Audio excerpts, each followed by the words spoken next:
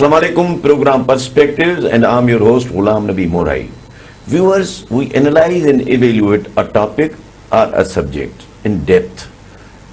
As usual, an intellectual and a historian. Syed Mohibullah Shah Sahab is with us. Assalamu alaikum, Shah Sahab. Shah Sahab, today our topic is globalization. Now, my first question is, what is meant by globalization and how and when did it start? Okay, thank you, Morai sir. Now, globalization is now the talk of the time all over the world. It's a very important subject, and as you said, to begin with, what is it? Why is it? What is this globalization, and where has this started? Now, let's start with the word itself. Global. Global is a world. That the world is a globe. So globalization means about the globe, about the world, something which is worldwide, which is spread all over the world. So globalization is the process where business or other operations, they are carried out cross-country all over the world without many restrictions. In earlier days, there used to be restrictions because from one country moving into the other country, there used to be number of restrictions. Now in the globalization, those restrictions have largely been either removed or they have been eased off. So this is the movement of goods and services, mostly in trading and in finance. Capital movements, investment movements, finance movements, trade of goods and services. So in trade and investment, activities or operations carried all over the world. That is the name which is used under this label, globalization. Now, when did it start, when you say? Okay. Now there are many theories. Again, activities, trade of goods and services or capital moving across the boundaries without any restrictions is a globalization now. Now, if we go back to history, we will find, as some people say, for instance, this is globalization is actually a new label, is actually it's an old wine being sold under a new label. New bottle. Huh? New label in the new bottle.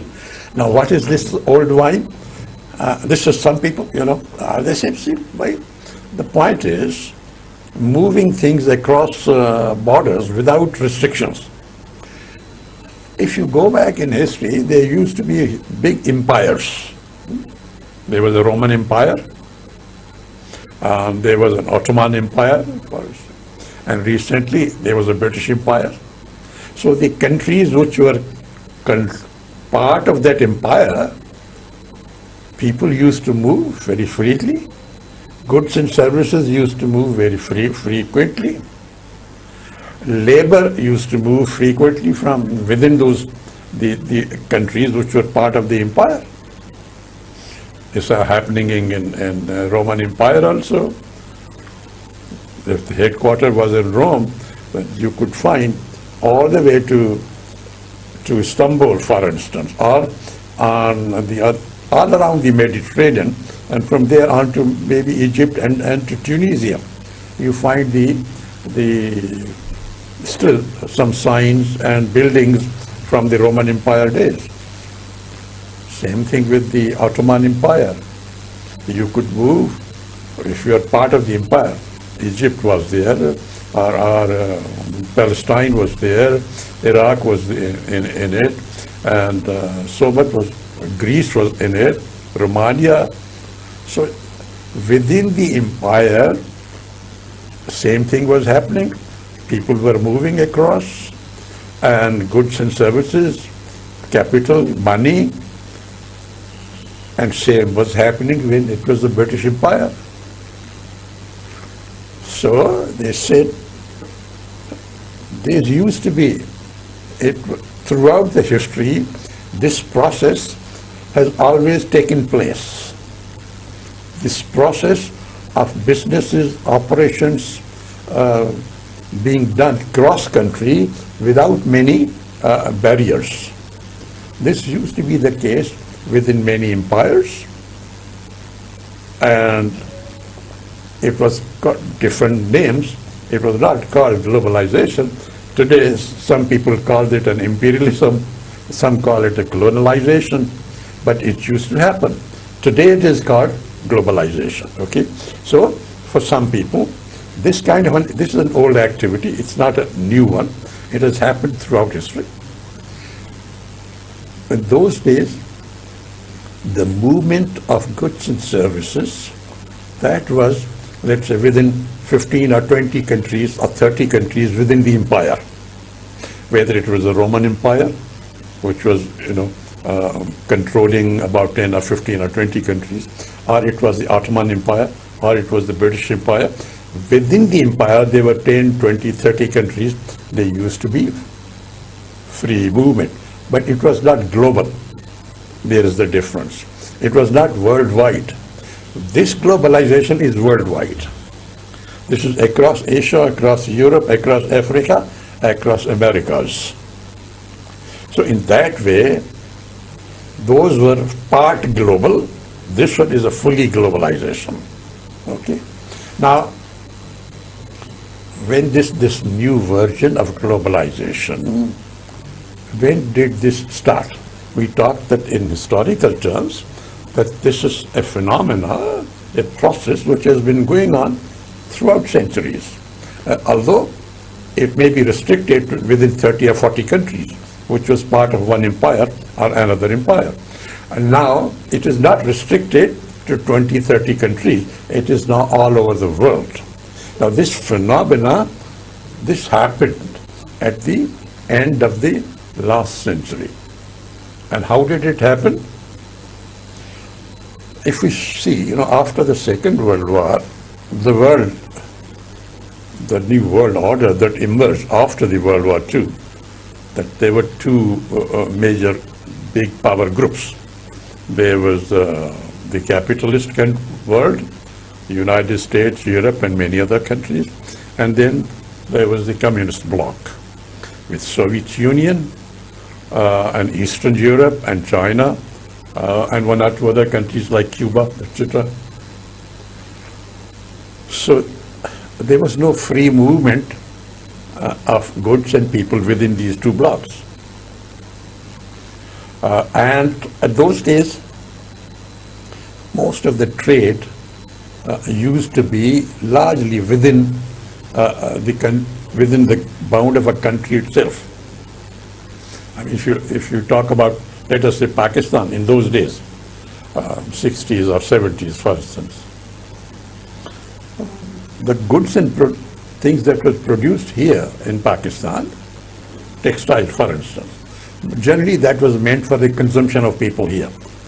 If you were exporting, that you needed the licenses to which countries it is going, and then the permission of that country to allow that, and there were duties. So, it was a restricted movement if you wanted to move outside the boundary of your own country.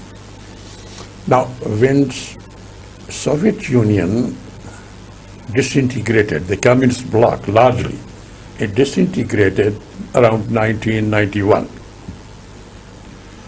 And then almost the whole world largely came under capitalist system of economic management.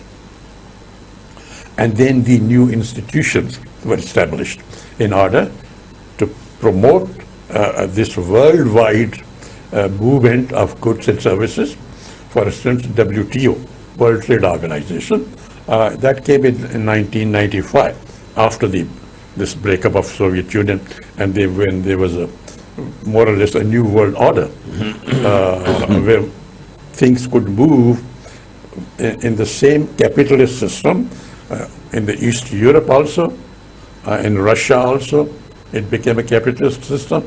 In China also it became like that, and in Europe and in Asia and Africa and in South America. So the World Trade Organization was established in order to create a legal framework so that things can move, and the duties, import duties, those are reduced, so that the barriers of cross-country movement, either they are eliminated or they are so reduced as if not to become a hindrance or a blockade. So we come to the end of the 20th century, that the old ways, those imperial or globalized, half globalized world, now became fully globalized by end of the 20th century, after 1991, and then institutions like WTO or even IMF and even World Bank and others, they started to promote this worldwide movement of goods and services and finance and capital without boundaries. Now, this process in its current shape is globalization. Let's meet after the break.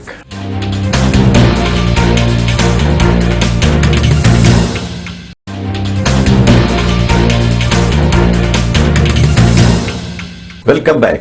Shah Sahab, you gave us about the origin and history of the globalization. Now, what are the driving forces of this globalization? Okay, now what is pushing this globalization? What is driving it forward? All right. Now, as we said, that this is an activity or a process which is affecting mostly trade and investment, movement of goods and services, and movement of capital. Now, what has happened is that the barriers between trading within the country and trading worldwide, those barriers, since those barriers have been removed and it has become a global village, and therefore the globalization, the process of trade and capital movement is going all over the world without many obstacles. What has happened is that the critical factor, and when we move a little further into, this is something which will be very important for Pakistan to remember, that the main driving force in this whole process is the competitiveness of the economy of the country. In other words, what is the level of productivity of the economy? Is your economy, I mean, you're talking about the country now, different countries, is it a competitive economy vis-a-vis the whole world or the other countries? Are your production processes where you produce textile or garments or cement or fertilizer or whatever, or sugar, for instance, is it competitive to other countries? Are your processes very up productivity? Are they productive? And what is the level of your productivity? Now, what happened before was, when the trade was confined within a country, it used to be, for in these developing countries like Pakistan, for instance, it used to be to produce low quality goods at low cost. Maybe this is a poor country, not just Pakistan, say India or Africa or in someone in South America. Low income people they don't have big purchasing power, and therefore costly products, costly goods will not be sold in the market. So low cost goods, but then low quality. That used to be the case in the old world. And because the trade was confined within the country, so people had no option and they just have to buy. Okay. Then in the West, let's say in the United States, for instance, there was a emphasis on high quality goods, but then the cost of production was also high. So, for instance, American economy was producing high quality goods at high cost. Pakistan economy was producing low quality goods at low cost. Now comes this globalization. Now comes this globalization, which says no, barriers are broken between Pakistan and other countries. The barriers are broken between the United States market and other markets. So what happens now? Now comes the third point. That's where the competitiveness comes. Producing quality goods at low cost. Now this is the trick of the trade.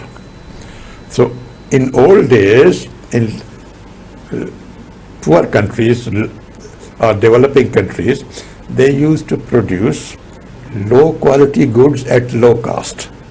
The rich countries were producing high quality goods at high cost. The globalization said both are wrong. You have to produce high quality goods at low cost. Now that is the driving force. And which country has succeeded the most? China. It's producing high quality goods at low cost. And therefore, because the boundaries are now removed, the Chinese goods can go not just to Pakistan, to America, but to Brazil, to Nigeria, to South Africa, to wherever, because of the competitiveness of the economy, because the productivity level is very high. Productivity means you can produce high quality goods at low cost. Now, when you ask this question, what are the driving forces?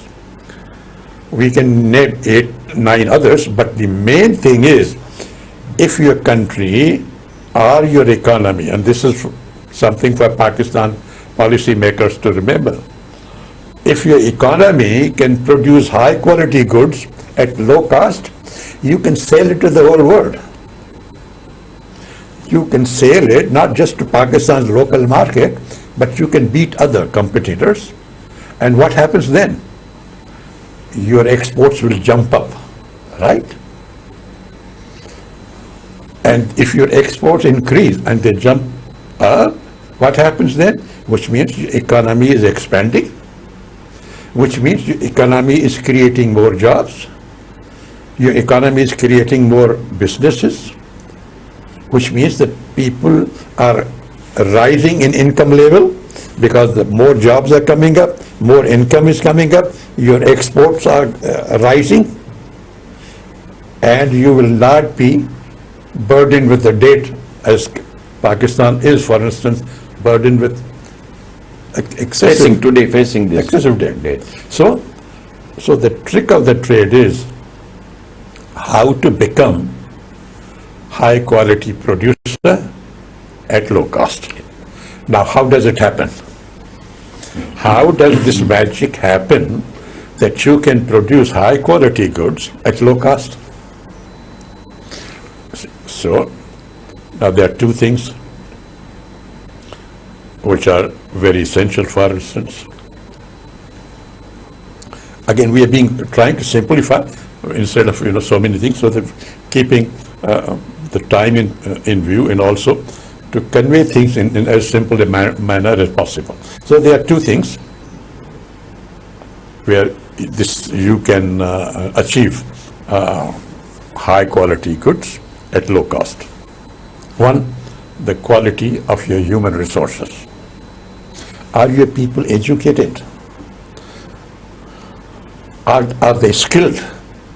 Do they have industrial skills? Do they have work ethics?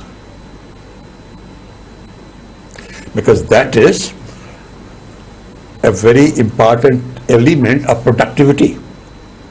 If they are lazy, if they are less educated, if they don't know technology, then they will produce low quality goods.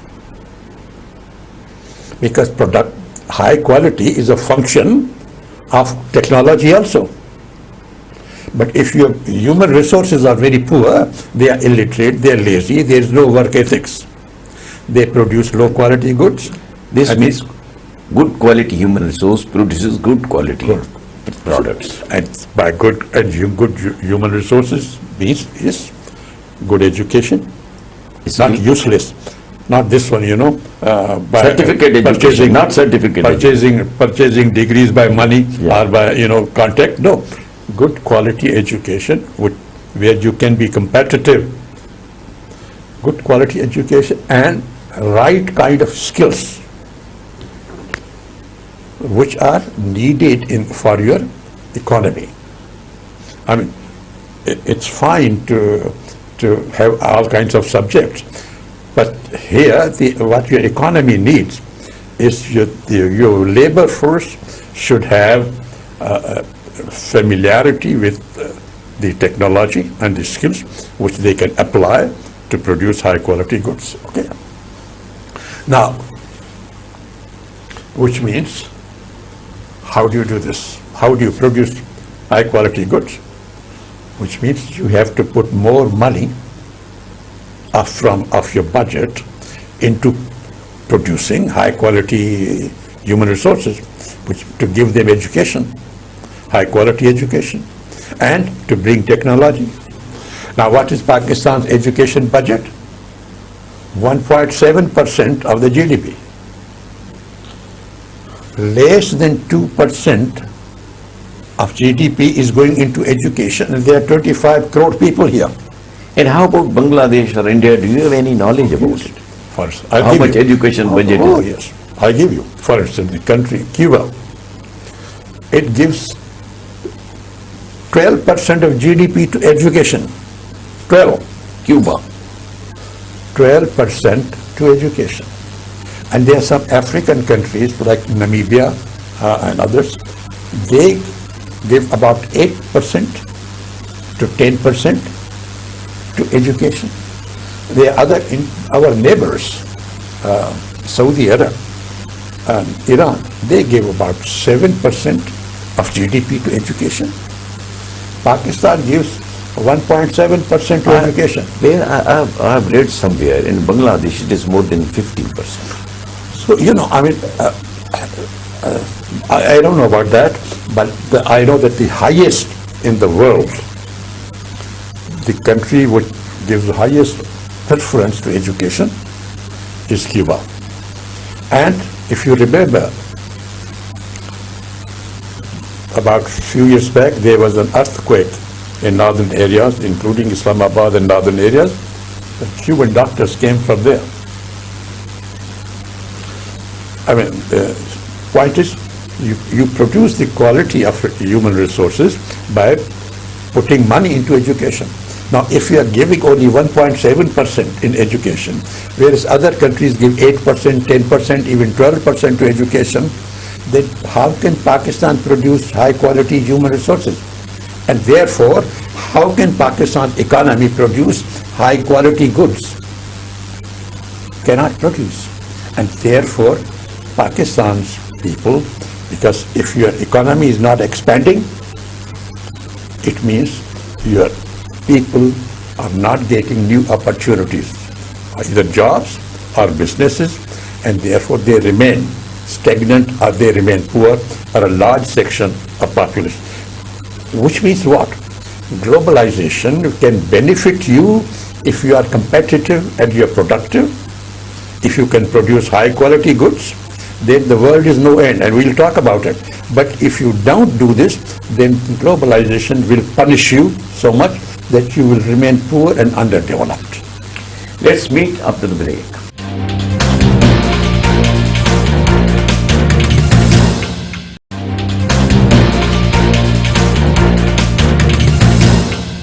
Welcome back. Shah Sahab, very well explained in first two parts of the program. Now, what has been the outcome of globalizations and its effect on different countries? Yes, well, it has affected different countries in different ways. That's a fact. You see, when it started, let's say the latest version of globalization from late 20th century, initially, as we were talking about it, Soviet Union and the Communist bloc disintegrated, and it was a capitalist system which was controlled, led by the United States. And in the earliest days of this version of globalization, it was the American companies, multinational companies, who then spread out.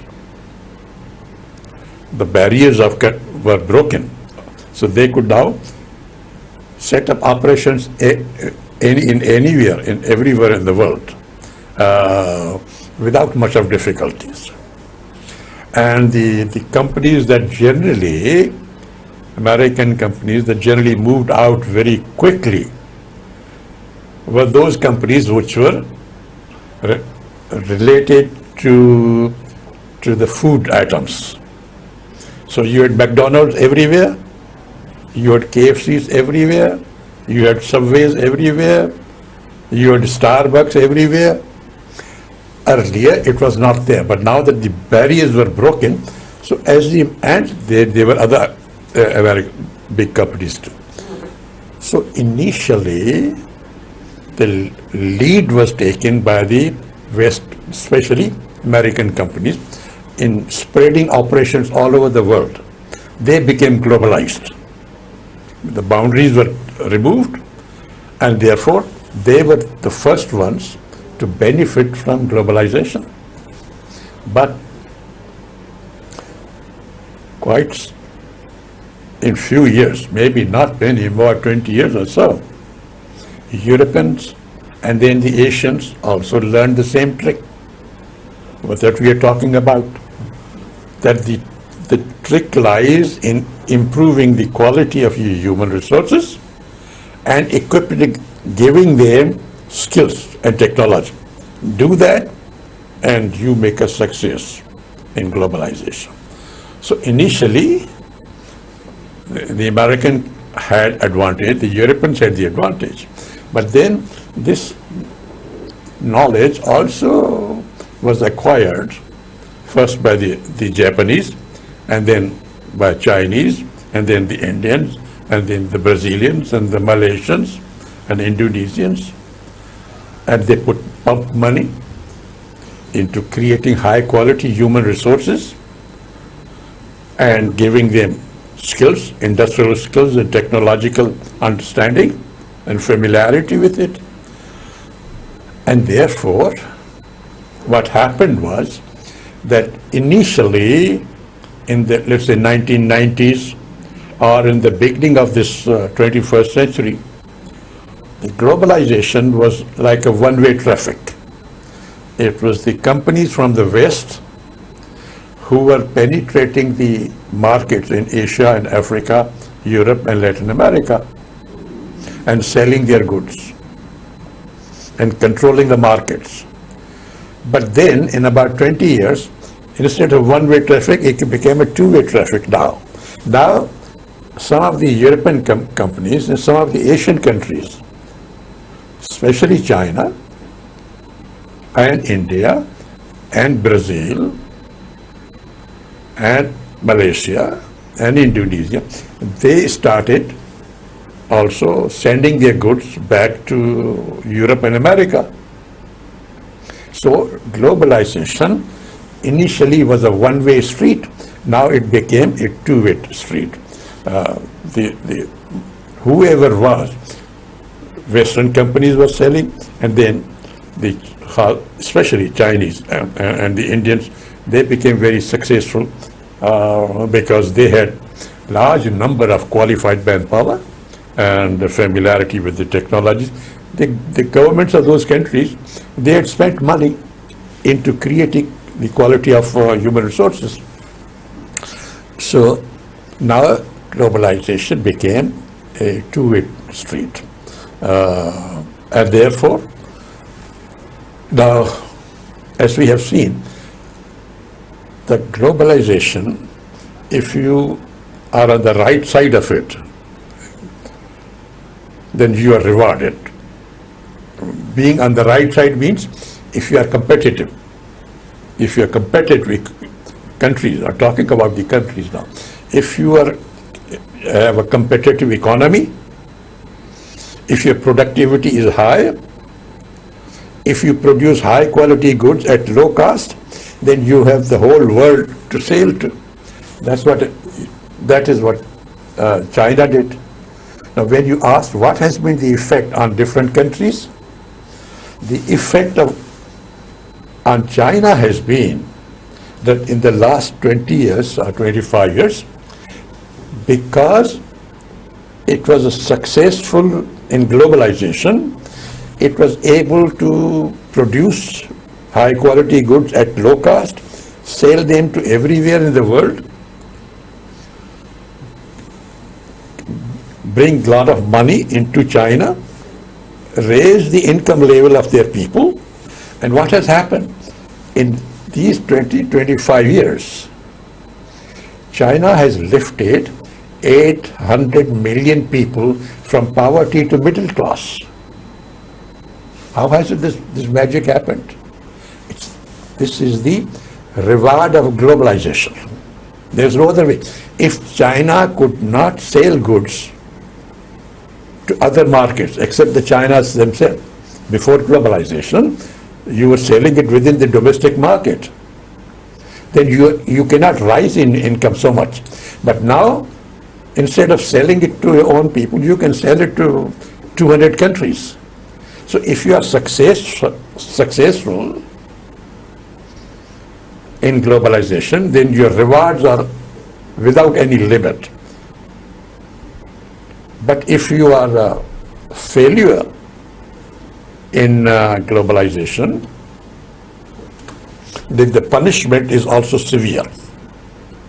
Just as the rewards are very high, as I said, China is an example. Otherwise, there was no way to lift 800 million people from poverty to middle income in matter of 25 years. It's only because it could sell goods. First, it could produce high quality goods at low cost, sell them to the whole world, get money from everywhere and lift the people's standard of living. But if you are not, then you remain stagnant and you remain poor as a country. So now we look at it. Now what has happened? We will talk first, let's say collectively, and then about one or two countries, for instance. Now, as I said, the globalization has become two-way street, and the Asia, and some of the Asian countries and the economies, they have been very successful. 5, 6 countries, for instance. China, yes. India, yes. Indonesia, yes. Malaysia, Thailand. These countries have been very successful. Now, what has been the result of that? The result has been that the world is now talking about that this century, 21st century, is going to be Asian century. In what way is it going to be the Asian century? This is going to be Asian century in the way that the center of gravity of world economy, the center of gravity of world economy, which was earlier in Europe and in America, is now shifting to Asia. So the world, and why is it shifting? Because Asian economies, especially these 5, 6 countries that we talked about, they are now the most successful countries in globalization. They are the ones who are producing high quality goods at low cost and beating everybody. So much so that many American companies, as everybody knows, many American companies shifted from US to start production in China and then sell it back to American market.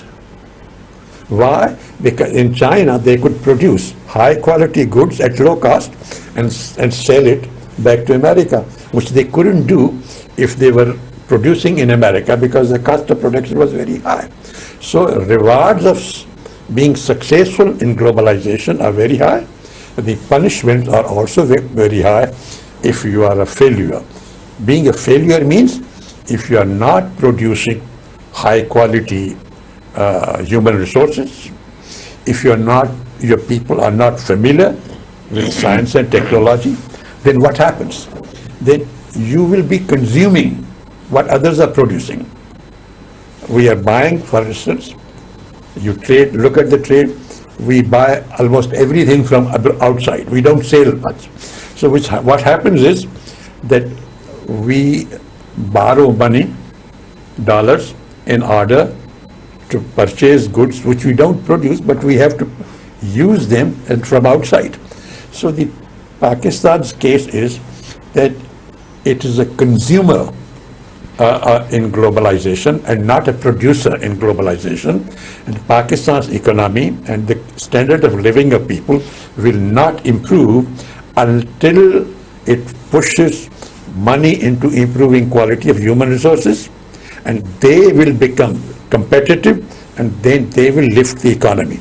Until then, Pakistan's people and the economy will remain stagnant or in difficult straits because it is not on the right side of globalization. It must shift its policies. In order to lift the people out, you must have high quality education and science and technology, which means you must increase your education budget to 6-7% like Iran or Saudi Arab. Increase it from 1.7%, people will never become in a position. May improve your education level, and then you can be successful and lift the standard of living of your own country. Thank you, Shah Sahab. Goodbye, viewers.